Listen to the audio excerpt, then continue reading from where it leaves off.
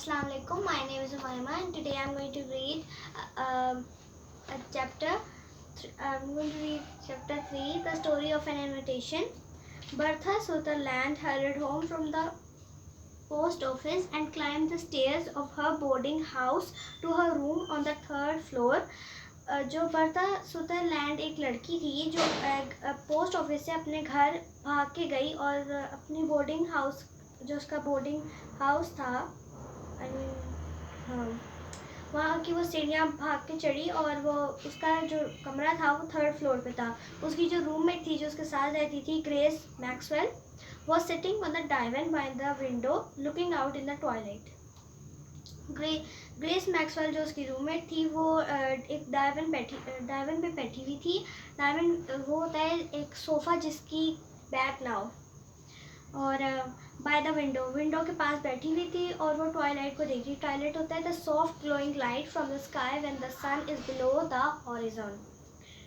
A year ago, Bertha and Grace had come to the Dartmouth to attend the academy and found themselves roommate.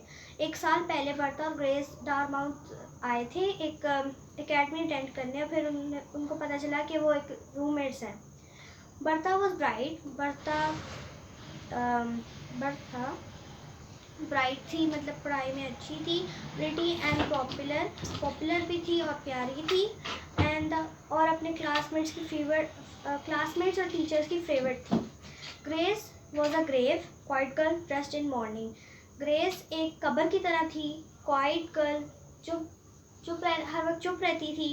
Dressed in morning का मतलब होता है कि सोग बनाना या मातम में रहना, तो वैसे हर वक्त सोग बनाती रहती थी। She was quite alone in the world. वो बहुत चुप रहती थी वो दुनिया में अकेली रहती थी और चुप रहती थी। The aunt who had brought her up, जो आंट जो उसके साथ रहती थी वो having recently died. At first she had felt shy with bright and brilliant Bertha. पहले तो वो बहुत शर्माती थी जो ब्रिलियंट बर्था के सामने, but they soon become friends and the year that followed was a pleasant one.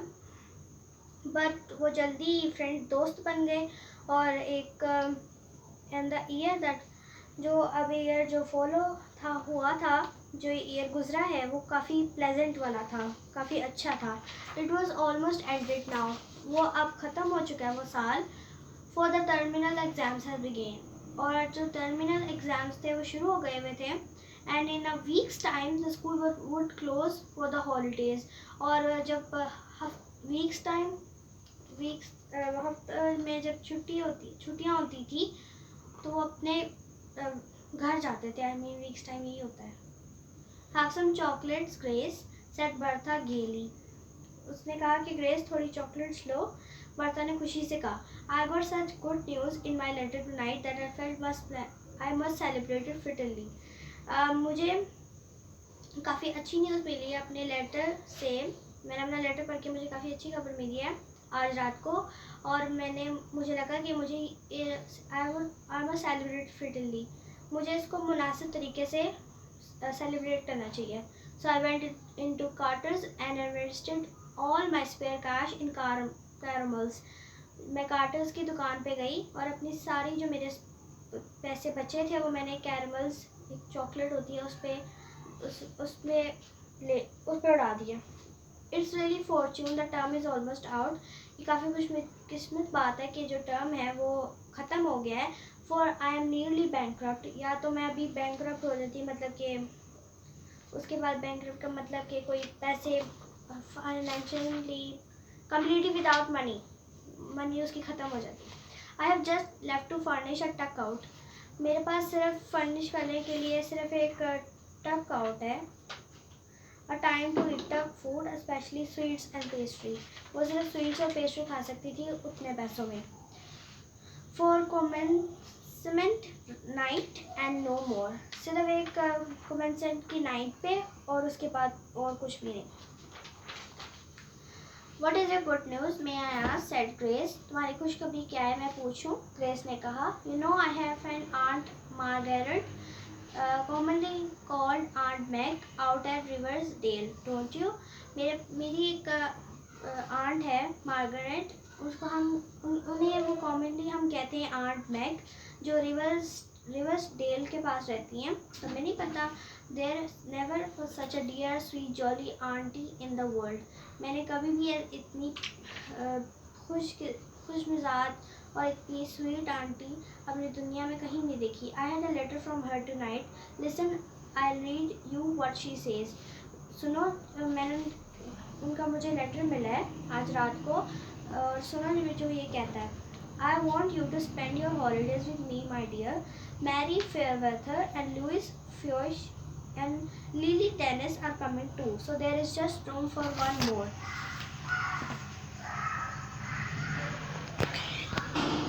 क्या हुआ? अच्छा, मैरी फेयरवेदर मतलब ये 3 कोई लड़कियाँ थे जो आ रहे थे यहाँ रहने। So there is just room for one more, एक और रूम बचा है, और that one must be yourself, और वो तुम्हारे लिए ही है। Excuse me, stop down. The room for one more का मतलब है कि जगह, मतलब इंग्लिश में मुहावरा है ये रूम फॉर वन मोर, लेकिन ज़रूरी नहीं है कि वो कमरा ही हो। इसका कहने का मतलब ये है कि we only have a room for one more baggage, we only have a room for 2 more people. जगह हमारे पास बस इतनी ही जगह। और मैं I think the auntie's name is Margaret. Okay Margaret, हाँ करो करो। Room for come to Riversdale when school closes. Riversdale आना जब स्कूल बंद हो जाए, and I will feed you on strawberries and cream and pound cake and donuts and mince pea pies and all the delicious indigestible things that school girls love and careful mothers contempt. जब school ख़त्म हो जाए तो रिवर्सडेल आना, मैं तुम्हें strawberries खिलाऊंगी और एक क्रीम पाउंड केक खिलाऊंगी, डोनट्स खिलाऊंगी, मिन्स पाइज वो होते हैं, मिन्स पाइज वो होते हैं जिन पाई के साइड पे फिलिंग हुई हो मिन्स की, कीमे की कचौरी type. And not the delicious indigestible things, और वो और भी काफ़ी अच्छी चीज़ें हैं जो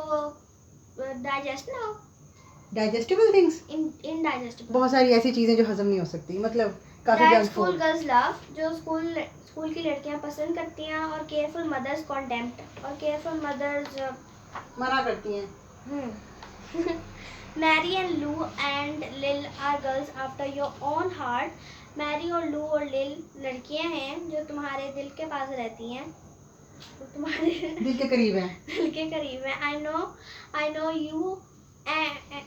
and you shall do just as you like. तुम वही कर सकती हो जो मैं चाहती हूँ। नहीं, I know and you shall do just as you like, मुझे पता है और तुम्हें वही करना चाहिए। यू शेल डू जो तुम्हें अच्छा लगता है। And we will have picnics and parties and merry doings galore. So merry doings galore का मैरी का या ग्लोर का लिखा है।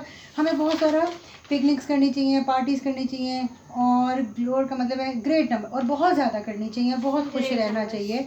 There said Bertha, yes there, yes सही कहा आपने, सेड बर्था ने कहा looking up with a love, उसने हंसते हुए ऊपर देखा। इजंट दैट लवली, क्या ये अच्छी बात नहीं है? सो आर यू रीडिंग? काफ़ी लंबी है तो आज हम यहाँ डेट डाल देते हैं। हम सिर्फ यहाँ तक पढ़ रहे हैं, ये आज की डेट हमने डाल दी है। सो आई होप आप बच्चे भी इस तरह की वीडियो से फ़ायदा उठा रहे होंगे। अपनी रीडिंग्स करें, आप 7th ग्रेड के बच्चे हो, अपने वर्ड्स मीनिंग ढूंढें, इंग्लिश टू इंग्लिश भी देखें, इंग्लिश टू उर्दू भी देखें, जिसका ज़्यादा आपको समझ नहीं आता उससे ज़्यादा हेल्प लें। अपनी कॉपी को, अपनी बुक को अंडरलाइन करें वर्ड्स को, उसके ऊपर वो मीनिंग्स लिखें, इसको भर दिया करें। और जो किताब जितनी भरी हुई होती है बच्चे की हैंड राइटिंग से, वो उतनी ही अच्छी किताब लगती है। इसमें एक वो उन्होंने कहा था कि लड़कियों को ऐसी चीज़ें बड़ी अच्छी लगती हैं जो जंक फूड होते हैं, जो इजीली हजम नहीं होती हैं। तो आपको ऐसी कौन सी चीज़ अच्छी लगती है? Pizza, golgappe, ice cream. Okay, there is a list. So thank you very much. This is all for today's lecture, and I hope that was a good one. I was listening to from the other side of the cell phone, और ये जो मैंने एकदम से उठा के नीचे रखा था, मुझे लग रहा था मैंने रिकॉर्डिंग का बटन नहीं ऑन किया. So we are new, we are learning. और इस टाइम पे हमें इतनी ज़्यादा, कई दफ़ा मैं भी सोच रही होती हूँ पेरेंट्स कितने फील कर रहे होंगे कि फ़ीसेस देना भी मुश्किल है. अगर हमें तनख्वाहें नहीं मिल रही हैं तो हम फ़ीसेस कैसे देंगे, और अगर हम फ़ीसेस नहीं देंगे तो वो हमारे बच्चों को एक टाइम पे स्कूल से उनका नाम काट देंगे. तो किसी को घबराने की ज़रूरत नहीं है, हम होम स्कूलिंग में काम चला लेंगे. हम 2020 एक ऐसा साल होगा जो हम लोगों की ज़िंदगियों में बहुत ही, हम लोगों को याद रहेगा. जैसे कोई जंग हुई थी 71 की, और वो साल उस जनरेशन के साथ ज़िंदगी से निकल गया था. उस ज़माने में मैट्रिक के पेपर नहीं हुए थे उस साल, बड़ी बात थी उस ज़माने में. तो मेरा ख्याल है ये कुछ इसी तरह का टाइम है. तो आप लोग भी अपने पेरेंट्स के साथ ताउन करें, और पेरेंट्स को मैं यही कहूँगी कि आप लोग माशाल्लाह समझदार हैं, और अपने बच्चों की हिफाजत करें. उनको अल्लाह ताला आप लोगों को अपने हिफ्ज़-ए-मान में रखे. That is all for today. Just get up and stop the video. So please do like and subscribe our channel so that we will be able to make all these kind of videos for you guys. Allah Hafiz.